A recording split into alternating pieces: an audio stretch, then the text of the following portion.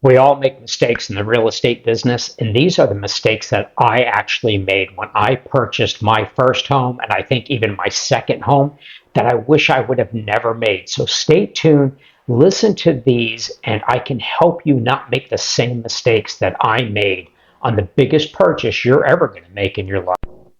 So when I first bought a home, I had no idea what I was doing. I wasn't in the business. I was actually a chef, which you can see by this picture.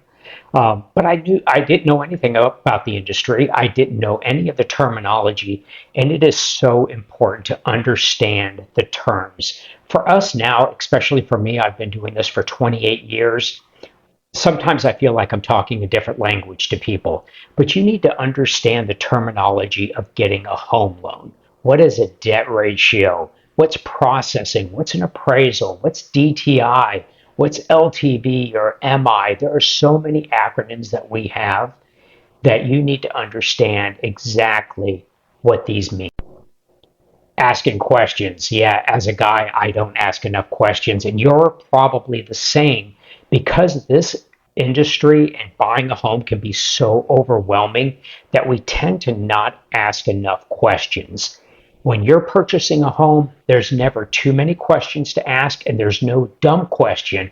So ask away. And if your loan officer can't answer the questions or your realtor cannot answer the question, it's time to find a new group of people to work with. Money. You're going to be spending a lot of money on purchasing a home. Not only is there a down payment, but there's also closing costs that have to be covered by someone. A lot of people think they need 20% down and don't understand that putting a lot of money down could actually hurt you in the future. The industry constantly changes, especially whether it's a buyer's market or a seller's market. You can always ask the seller to pay some of your closing costs. That can vary depending on the down payment that you have and the loan program. But always remember, it's actually can be better for you to ask the seller to pay one, two, three, or $4,000 of your closing costs. So you actually come to closing with less money and you'll have more money after closing. And that can really, really help you out. You should really have your loan completely underwritten and or just your income and your assets reviewed by an experienced loan officer and or get it into underwriting. It's so important to truly understand what your income is. A lot of times I'll have borrowers that will come into my office and they say that they make $5,000 a month when really they make $4,850 a month, which is a big difference when it comes to a loan. Or they've only been getting overtime for 6 months and they think that we can use that for qualifying income.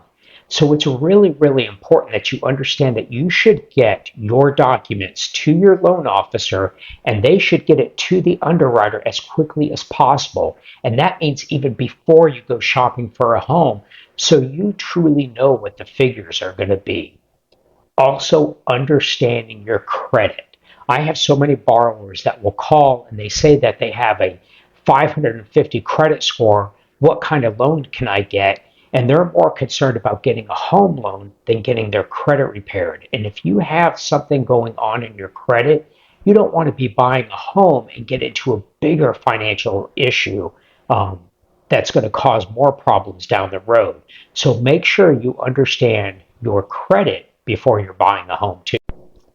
And one of the biggest things that I can tell you, and this is a bonus, be willing to walk away. I know it's an emotional time. I was so excited on the first couple of homes that I bought. I just can't even express that, just getting to that closing table and buying the home, signing those documents. It's exciting. Don't get me wrong. It is very exciting. But you need to be willing to walk away if you're not getting the terms that you really wanted, or there's an issue with the house that could be a bigger issue down the road, whether it's a air conditioner that can go out or a water heater or a new roof. Make sure that even though you love this house, that you can also look at it as I need to walk away because this is going to be a financial burden later. Listen, if you have any questions, please feel free to reach out to me. I've put a link down below that you can go and get free information You can also go to my social media sites. I've got a lot of information there. Be willing to learn before you purchase the home. This is a big financial decision.